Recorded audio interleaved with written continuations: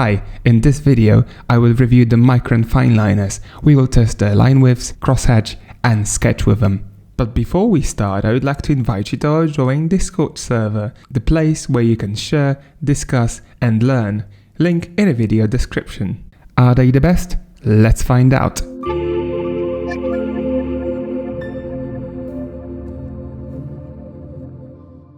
So a few words about Pigma Micron Fineliners in general. I know you guys love them, I love them too, and they are famous for a really good reason. They are just of an amazing build quality and they offer amazing line widths, which to my knowledge are the thinnest line widths on the market. They are amazing for the insanely thin lines and the great line width consistency. Their nips are just of a great quality, but we're gonna come back to it later. Let's see what's inside of a box. It's a really nice see-through box with a clear cover, and the box is really solid, so you can use it afterwards if you don't have any place to store them.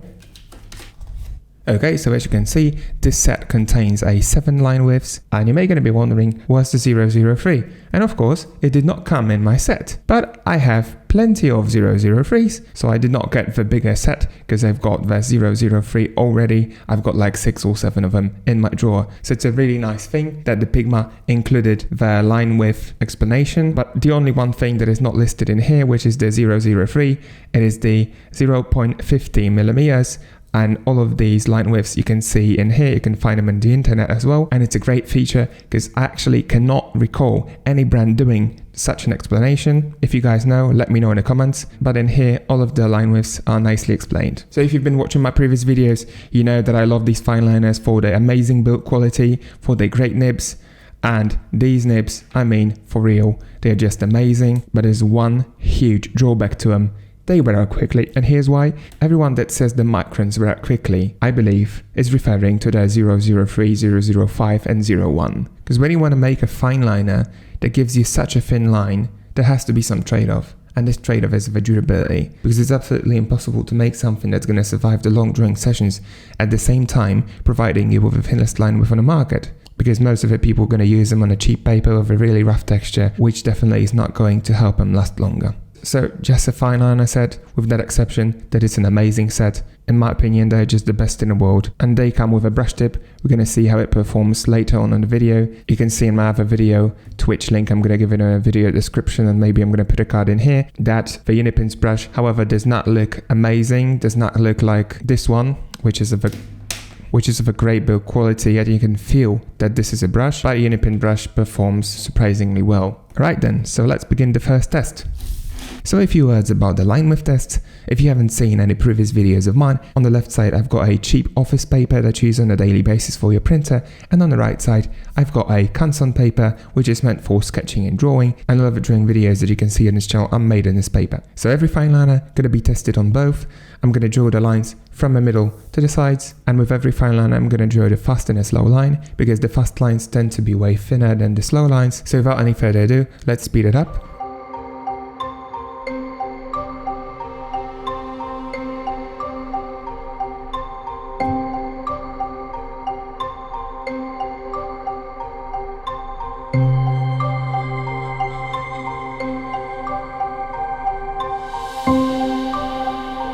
And here a little word about the brush. We cannot test its line width because it's known for the variable line width. So the first line I'm going to try to draw only with a tip, and at the same time I'm going to try to modulate the pressure slightly, so the line's going to vary in its width, and then I'm going to try to angle this brush slightly to make a nice wide consistent line.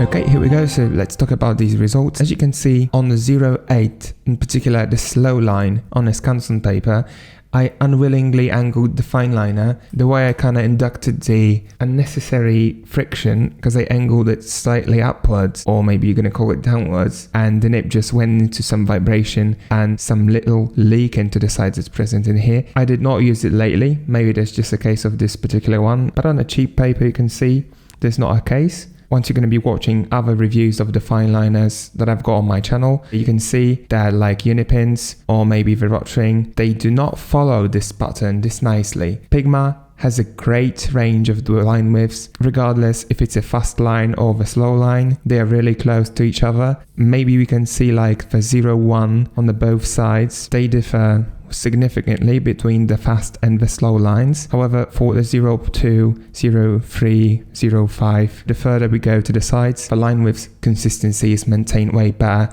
And it's a really great result, guys. I tell you, I'm using the Fineliners for 20 years. I'm a drawing artist for 20 years. And I have not seen such consistent Fineliners ever. So for me, they are just an absolute winners.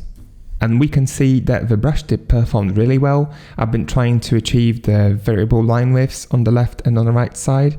And then we went for the really nice thick line. It's a fat black line. It's lovely. When I would not like to abuse one of my Fineliners to make something pitch black, the brush is a great thing to go for. It's one of those things that you must have. However, you may not going to be using it a lot, but once you're going to need it, you can't do without it. So let's see if they did bleed through the thin paper.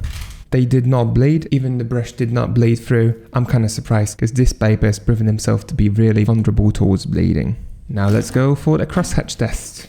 So in this test, I'm going to be testing every fineliner in terms of hatching and cross-hatching. I'm going to do 3 types of a hatch on 2 kinds of a paper. The papers are the same. Here's the cheap one. Here's the most expensive professional one. We're going to speed it up. If something would happen on the go, I'm going to pause the video and tell you my thoughts. However, if nothing's going to bother me this much to pause the time lapse, I'll tell you what I think after this segment.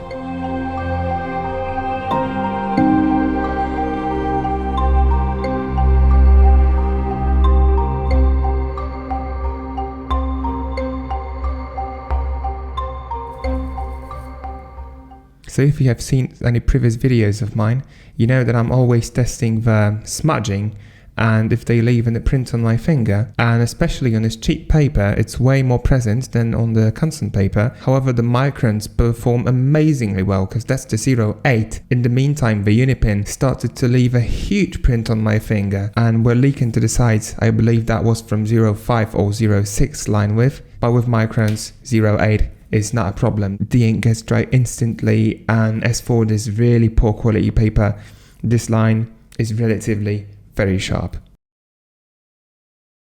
Not a single print on my finger on a Canson paper as well. Everything's great.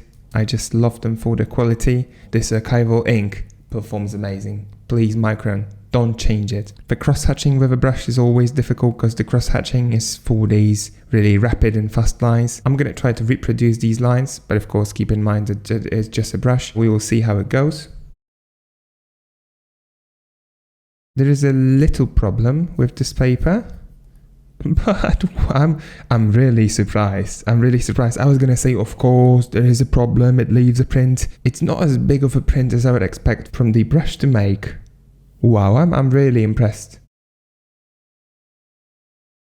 So here we go, these are the results, and hatching and cross-hatching with 003 on a cheap paper is a real mess. It feels bad, it feels like you're drawing on a sandpaper and you're just absolutely destroying your nib, you're just throwing it down, so keep that in mind, because you would not like to destroy your Micron Fineliners, because I read a lot of the comments that they get destroyed really fast, and I think that the most unfortunate thing is to draw with them on a slightly textured paper, because for the Microns and in particular for the 003 or 005, you need a really nice paper, really soft, that it can glide on freely. The 005 did really okay. On a cheap paper, it kind of gave me the same feeling that the 003. The effect was diminishing, everything went as expected, so nothing bad happened. With a 01, everything went smooth. The sketching on cheap paper 01 is going to be okay. I think you should not excessively destroy your nib with this paper. However, it's always advisable to use the better paper for these Fineliners. The 02 is really okay. The line widths increase gradually very nicely,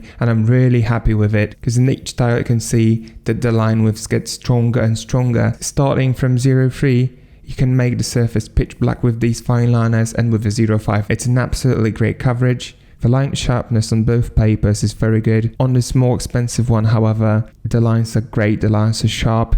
On this paper, they leak slightly to the sides, as you can see. It got kind of distorted in here with the 08. The ink of the Micron Fineliners is absolutely stunning. It's stupendous. It's doing a great work, and in my opinion, everyone should have them. I do not expect them to bleed through this paper. However, on a cheap paper, everything can happen. Wow. Wow. Okay. I don't know what to say. I'd like to say that this video is not sponsored by Micron. However, I would love it to be. But only the 08, which is, yeah, that's the 08, seems to be bleeding slightly, but the rest of them are absolutely fine. That's a great thing, Micron. You've done well. Bravo. Okay then, so to finish this review, I'm going to sketch some architecture for you. It's going to be a roughly 20 to 25 minute sketch. It's not going to be deadly precise. The premise of this sketching segment is just to present to you guys how the Fineliners perform and what to expect from them. So let's get into it.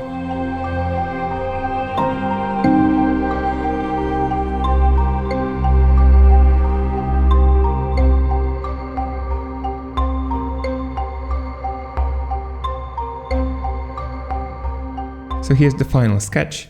As you can see, I spent a little bit more time than I expected. I expected it to be like 20 to 25 minutes. It turned out to take me a 30 to 35-ish. Unfortunately, I cannot resist drawing such a beautiful cathedral, which is the Notre Dame in Paris. And I think that's a great example.